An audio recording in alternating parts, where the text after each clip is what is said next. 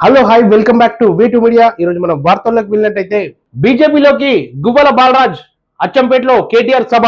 గువ్వల Balraj BRS రాజీనామా చేసిన నేపథ్యంలో ఆ పార్టీ కీలక నిర్ణయం తీసుకుంది.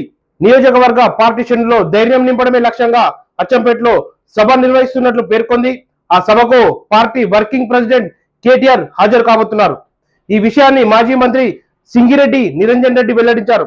అచ్చంపేటలో తాము అందరం ఒక్కొక్కరం ఒక్కొక్క మండలాన్ని దత్తత తీసుకుంటాం, 8 జెడ్పీటీసీలు గెలిచేలా ముందుకు సాగుతామని, పార్టీని ఎవరు విడినా నష్టం లేదని కార్యకర్తలంతా ధైర్యంగా ఉండాలని చెప్పారు. ఏ కార్యకర్తను ప్రభుత్వం వేధించినా ఊరుకోము, దాడులు కేసులు పెడితే క్షణాల్లో మీ వద్దకు వస్తామని కీలక ప్రకటన చేశారు.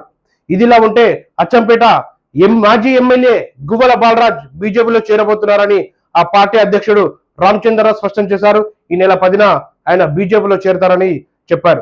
అలాగే పార్టీ శ్రేణుల్లో ధైర్యం నింపేందుకు అచ్చంపేటలో కేటీఆర్ సభ నిర్వహిస్తున్నారు. అలాగే మరో మంచి న్యూస్ తో మీ ముందుకు వస్తా. Please subscribe way to media. Bye.